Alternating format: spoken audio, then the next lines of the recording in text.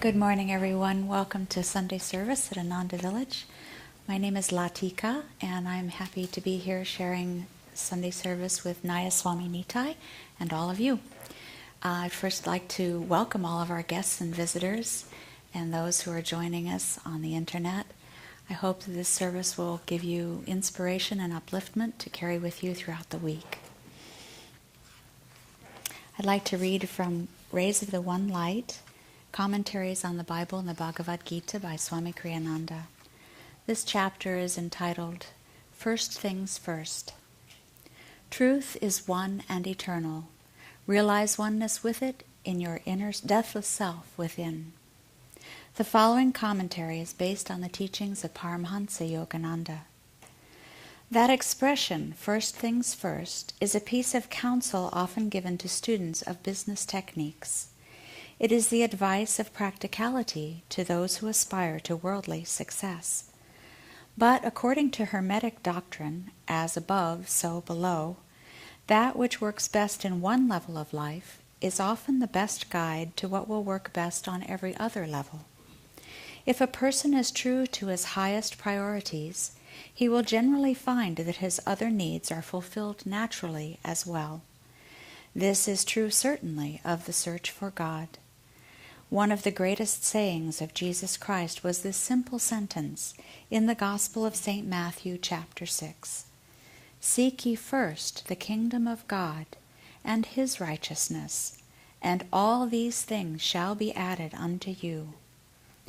Paramhansa Yogananda gave his elder brother Ananta a wonderful lesson in this truth.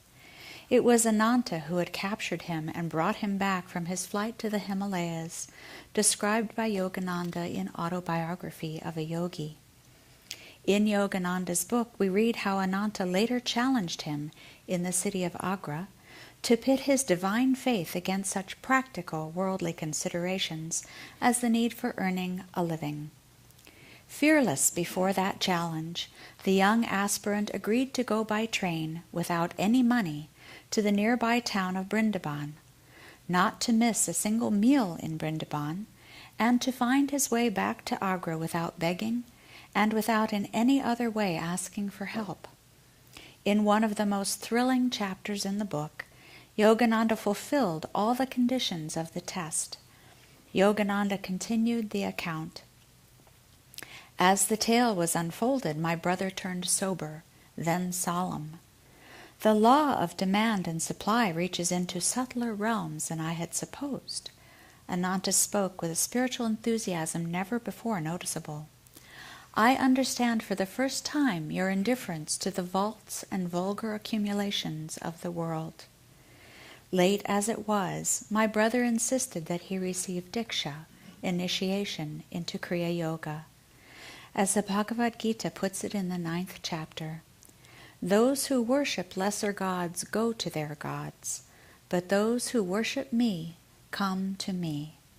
Thus, through Holy Scripture, God has spoken to mankind. Om, Om, Om.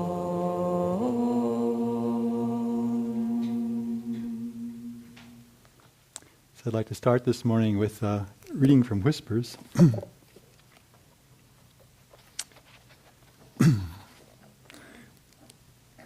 And you have to know one word. You have to know what a denizen is. So people might remember this reading before. But denizen is a really big fish, bigger than you can imagine.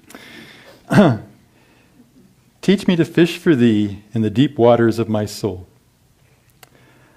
I sought to catch thee in the deep waters of superconsciousness. Little fishes of inspiration nibbled at my bait of meditation.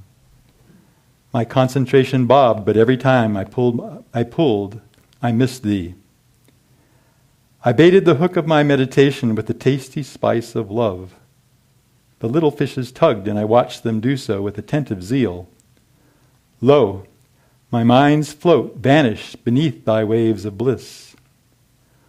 O colossal denizen of my consciousness, I pulled at thee, and with a bound thou didst leap to the shores of my heart.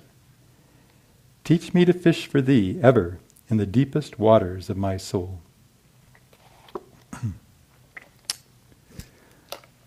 So this morning, we get to work with a story. That's probably one of the funnest ways to do a Sunday service, is a good story. This story this morning of the penniless boys in Vrindavan has got to be one of the best stories in the whole history of mankind.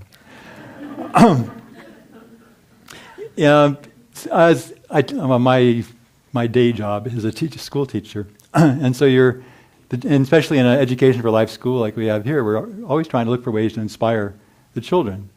And so sometimes you tell stories, or if you get really creative, you might create a little activity to do that might try to get a point across. And they all have a certain power to them.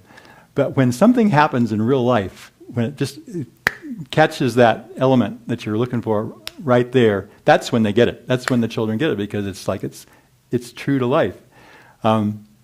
Jesus, of course, when he taught, used many parables to try to get the truths across, and as did Master.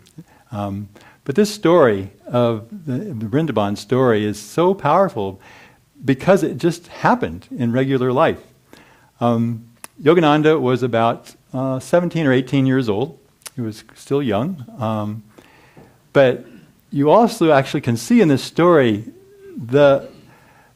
Swami talks about this, how Master, when he wasn't exactly self-deprecating is not the right word, but he never emphasized his own consciousness in writing Autobiography of a Yogi.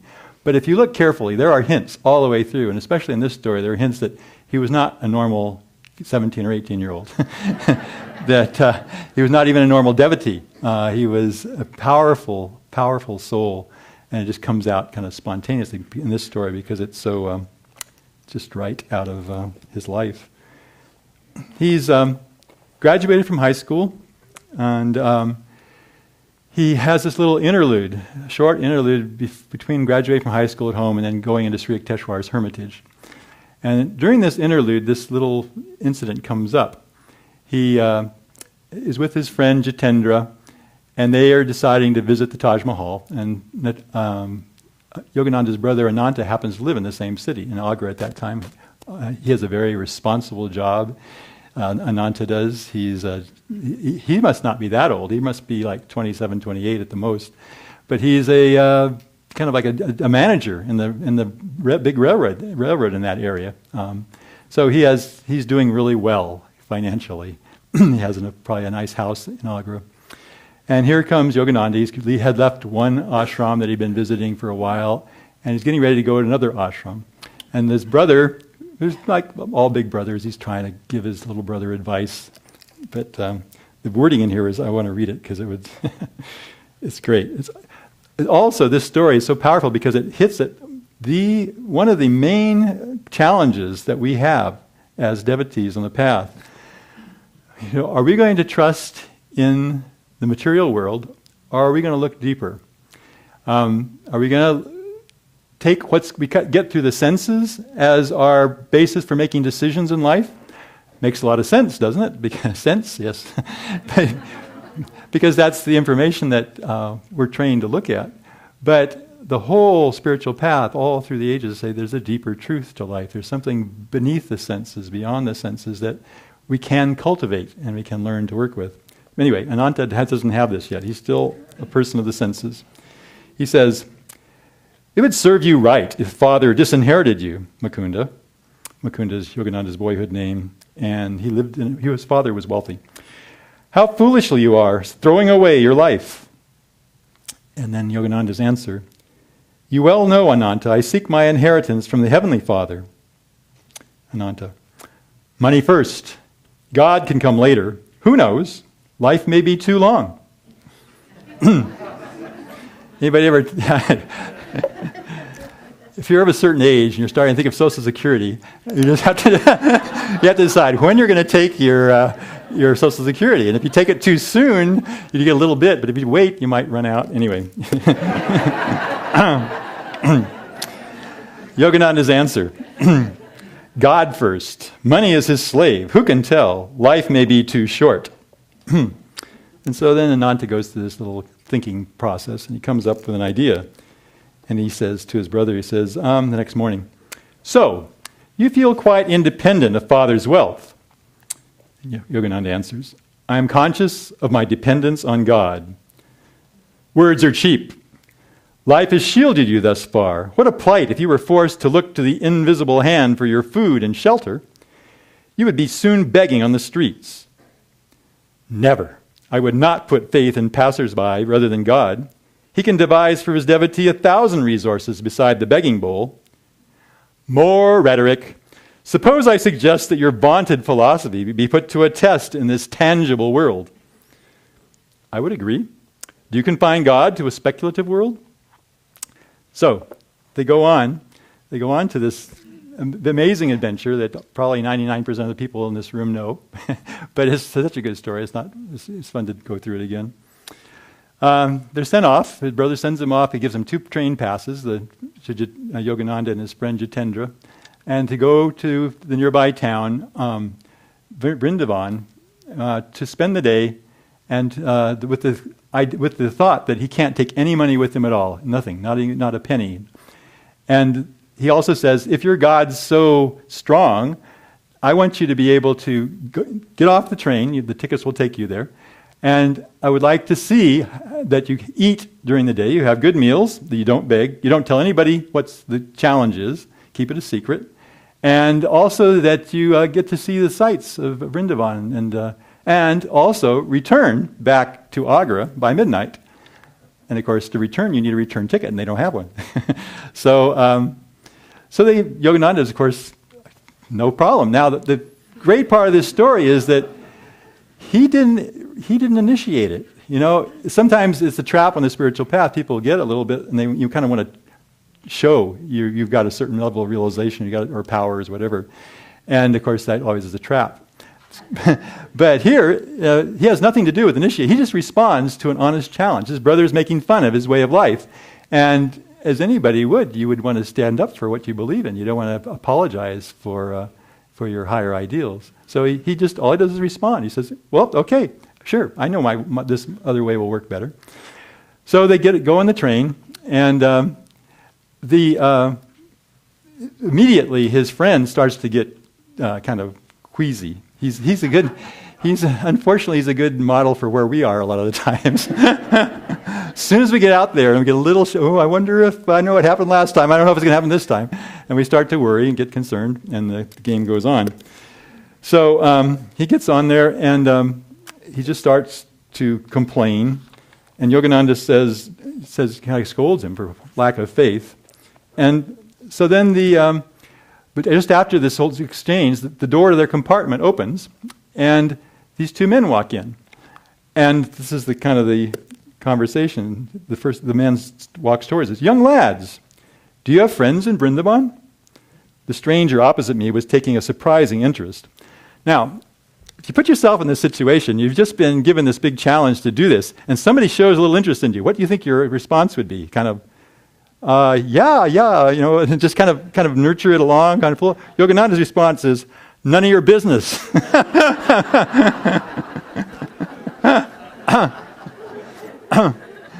And I think this is where he shows his power, that he just knows that God's going to come by. He doesn't have to kind of wet the whatever it is just to smooth the thing. He can just count on God, that God's going to get through somehow, and he doesn't have to be trying to make it happen on his own. Rudely, I averted my gaze. So the passenger, instead of being put off by it, he talks to him a little about and kind of has this other conversation. Then Yogananda says, no, sir, let us alone. So twice he's kind of pushed this whole help away. But then he's kind of soft. He says, you're very kind, but you're mistaken in judging us to be truants from home. So he tries to push it away, and there's no agreement that they're going to do anything.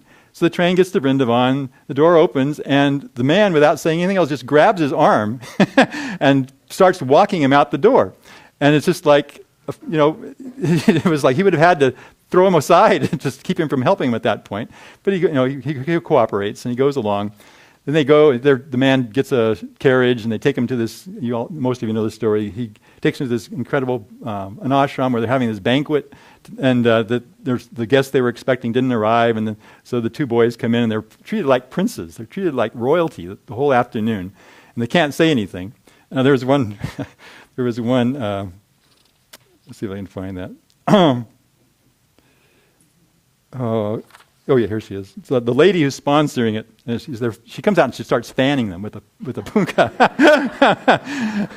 And Yogananda's friend starts crying right then because he's kind of so upset that I doubted and Yogananda's comment. I love this, being a high school teacher. Our hostess looked at him with curiosity without remark. Perhaps she was familiar with adolescent quirks.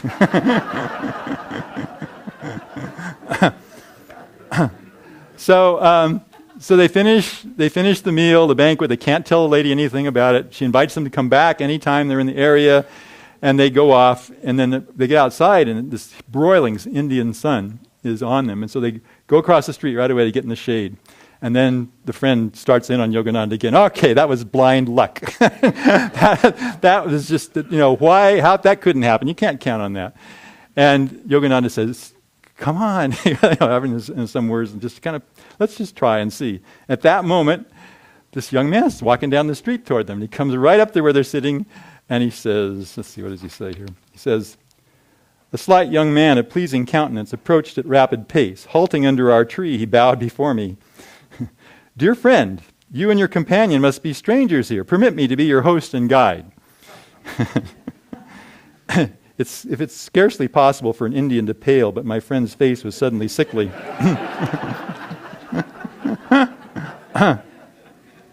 I politely declined the offer. So again, he doesn't say, "Oh God, you did it! Thanks, yeah, right, Jai Guru." It was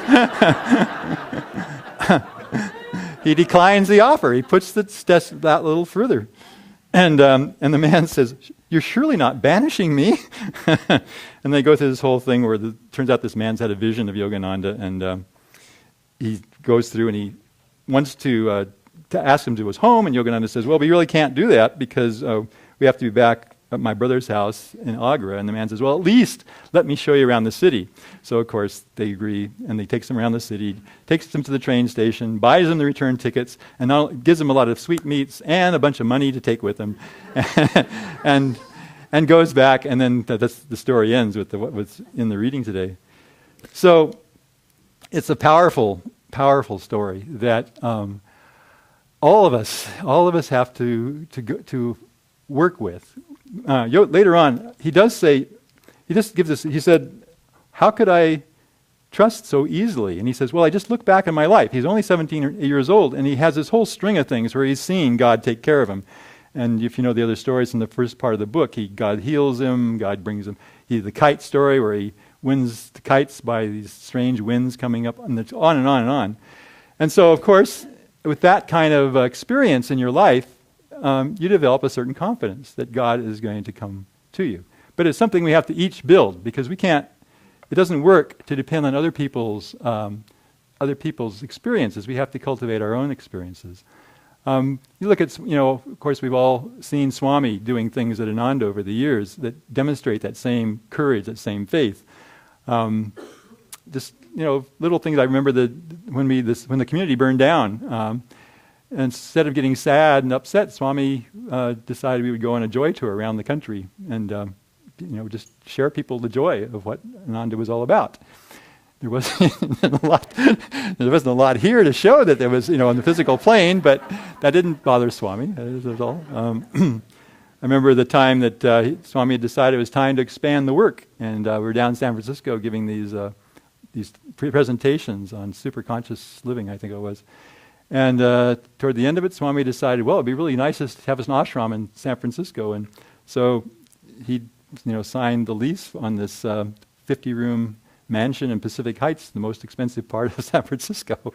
And it's a little harder to get it from this day and age, 2011, because, you could kind of at least imagine that happening now.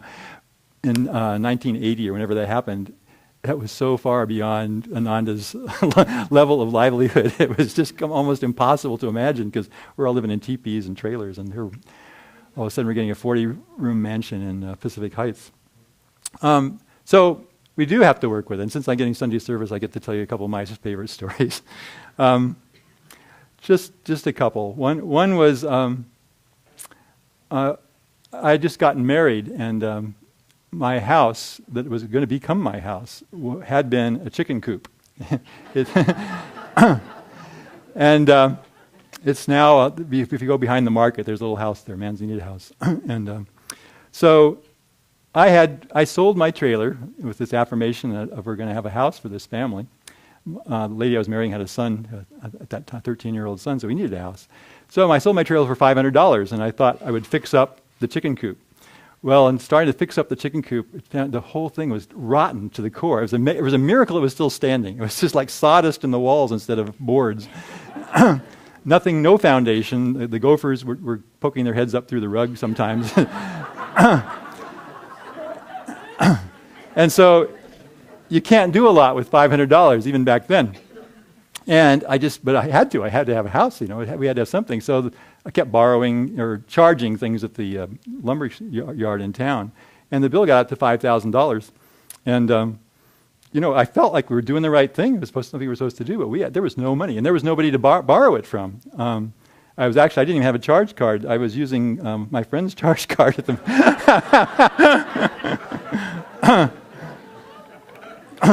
So the due date came. There's a $5,000 bill that the lumber company is expecting to be paid, and there's no money.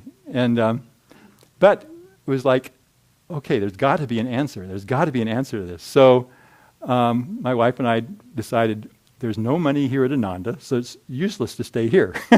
There's no way it's going to manifest here. Let's go where there's money. This is completely facetious reasoning, but so there's probably money in Sacramento. Let's go down to Sacramento for the day and just see if they can't find some of that money. So we went to a series of banks and probably made the day of several bank executives as we walked in and tried to convince them to loan us $5,000 because we had no security, we had no credit history, had nothing that speaks to bankers. And so, it's getting kind of late in the day. It's about 4 o'clock, and we're kind of thinking, well, I don't know. We haven't found any money yet. So then this little thought popped in my mind that, oh, yeah, I'm a member of the credit union down here. My mother made me join when I was in college, and I think I had $25 in my account there. But at least I'm a member. So these other banks had kept asking if we had accounts, and we didn't. So we thought, okay, let's go to the credit union. So we go to the credit union. You walk in, and there's this big sign. It says, Home Improvement Loans. And we walk up to the lady, and we said, what are these home improvement loans about? And they said, well, you can get up to $5,000 if you're improving your home. And we said, that sounds pretty good. Do you need collateral? And they said, well, it's a new federal program, and no, it's a signature loan, and you just have to sign here. And he says, you are improving your home? And I thought back at the chicken coop, and I thought, yeah, we're definitely trying to improve the loan. So I didn't have to lie. And the guy writes out the $5,000 check, and we come home, and there it is. So that was, one story. Another story was it's funny. I've told this story at Sunday service sometimes too, but we were up in Oregon helping the center get started up there in late 80s. And part of getting the center started was to have a vegetarian restaurant. We called it the Song of the Rose. And we had a really hard time staffing it because, of course, there was no money, and there was all kinds of miracles that happened getting that thing off the ground. But this particular one was humorous because we desperately needed another cook. We had to have a cook. And everybody was getting run ragged trying to keep up with the menus and stuff like that. So one day, we closed at, I think it was 9 o'clock at night, we closed the restaurant, locked the door, and the staff, we just sat down in the middle of the restaurant to pray. We were going to pray for a cook that we desperately needed. So we sat down. We haven't even started the prayer yet, and there's a knock at the door. And look up, there's a lady standing over there. And so we said, sorry, we're busy, and come. And we said, and just turned away, and we started praying. We were praying, still going through the litany of the saints and everybody. And the lady at the door knocks again. I thought, what a rude lady. And so I got up and I went over there. No, I'm sorry, we're closed. We'll be open, 8 o'clock tomorrow morning. You can come. And came back to the prayer circle. Let's pray again. We got to pray harder. And she knocks again on the door. And I finally go over there. I open the door and I say, I'm sorry, we're closed. She says, I know you're closed. She says, but I'm a vegetarian cook and I really need a job. And I'll actually work for you for nothing if it's okay. And so, the restaurant continued for another while. But these experiences that we have in our lives, they come if we're looking for them. They come if we'll also pray for those answers and not always just depend on that material security that's so tempting. It's so tempting, although it doesn't work. If you look really closely, it really doesn't work. The laws are much deeper, as Yogananda was demonstrating that story. So we have to take those occasions that come up in our lives when we are tested. We are tested, especially when we're tested with the choice of am I going to move ahead spiritually, or am I going to support myself more? Am I going to get more material support? And I think almost everybody that moves to Ananda has to go through that experience, because usually it means some kind of financial sacrifice to move to a place like this. And when you're in that situation, that's when you get the response, because obviously Divine Mother wants us to keep deepening ourselves spiritually, and that's what she's going to support. And when those things come up, those are the challenges. Those are the challenges. You look and you say, okay, I could either hold back here and hang on to my security, or I can move ahead and see what happens, and spiritually. And now, if you're moving ahead for other reasons, that may not work so well. But in this case, it's a no-brainer that this is the challenge. And when you test yourself out, the first you can't test yourself out on huge things to start with because you don't have the basis of faith to support it. You have to build it up gradually. But if you keep taking advantage of those opportunities, and the opportunities will inevitably come, because that's what Divine Mother is trying to teach us, how to depend on divine support rather than material support. So if we use those things, we will find that we have our own stack of stories. And if I was doing this as a class rather than a Sunday service, we would stop right now and have you turn to your neighbor and share stories, because everybody in here has got good stories that are equally as funny as the ones I shared. And that's also very, very empowering when you have a community, because you have a whole community full of stories. And at this point, there are, I bet there's 1 million different stories about this, just from the Ananda experience, of people coming here and testing out this principle. Do I put my faith in God, or do I put my faith in matter? And that can help enormously to help us move ahead on our spiritual path. We're trying to get to the point where we can trust God in all situations. But it's not only trust, because there has to be something more to it than just a mental affirmation. And that's what's the incredible blessing of the time we're in now, where techniques are being brought in to help us to have a tangible experience of the divine in our lives, to help so that when you're making these choices, it's not just like you're kind of in a fog grasping. You learn you can feel there's a flow of consciousness that if you tap into and that if you stay connected with, you're guided. You're guided to the next step in everything that you do. And you develop your faith many, many times as you go that way. So if we do the homework, if we take each of these steps, if we practice it, we test these things out, prove it to ourselves, and develop the inner awareness that goes with it, we have a surefire, foolproof guide to take any challenge that can possibly come to us. It could be all the challenges, the health challenges, the relationship challenges, the monetary challenges. All these things are just different versions of the same test. And we get the ones that we need, of course, because we have our own karma to work through. And we have to stretch. But to cultivate that inner presence is the difference between blind faith, which says, God's on my side, we're going to go this way and God will support me. Well, that's what a fanatic does. If you go, any tradition has that, where people just they get the teaching mentally and they charge off, but that's what Jesus said, the blind leading the blind. They're blind in the sense that they're spiritually blind. They're spiritually blind because they don't have that inner sense developed yet, so they don't have any basis for their decisions. They're just charging out there, and of course, a lot of times disaster happens because that's the teaching there. That no, you don't quite have it yet. You have the outer teaching, you don't have the inner teaching.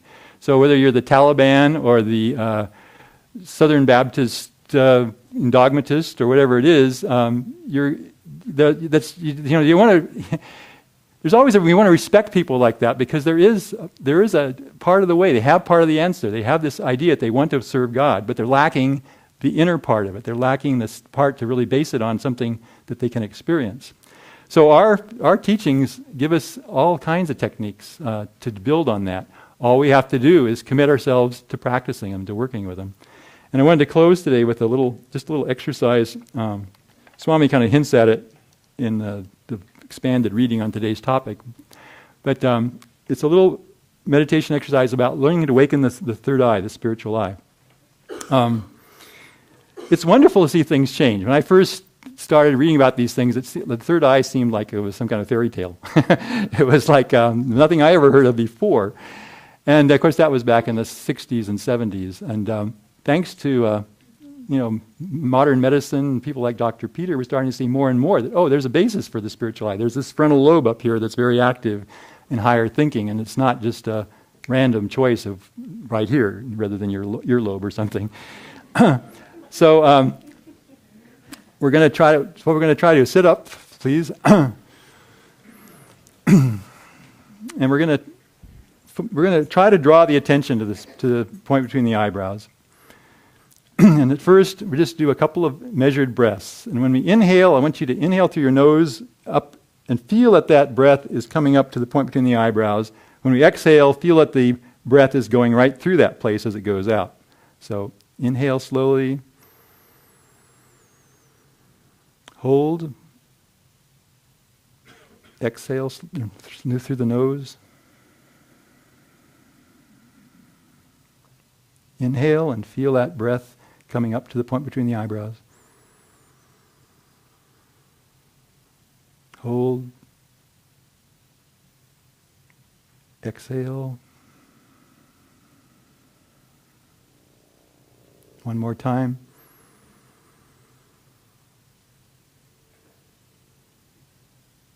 Exhale.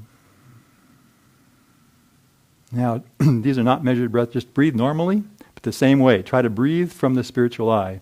Inhalation, bringing air into the spiritual eye. Exhalation, the going out through the spiritual eye.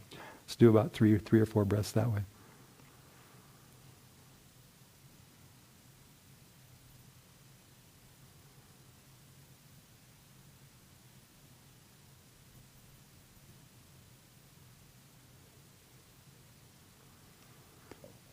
Now, if you're doing this at home, you would just keep doing that till you develop a sense of some kind of energy at that point between the eyebrows.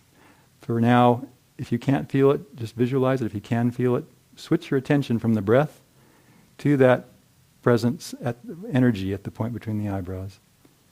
Just try to hold your mind there.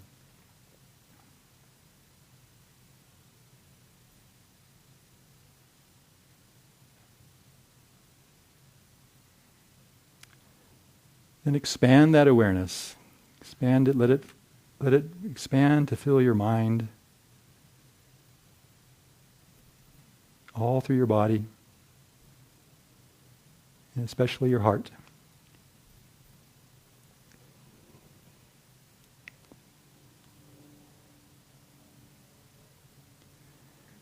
And mentally affirm inwardly, I am that inner presence. I am that vibration of peace and light. And I choose to live in conscious attunement with that presence in everything that I do.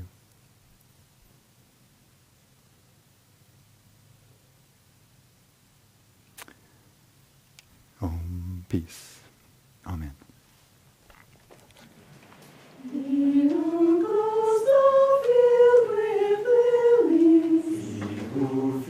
The birds of the air.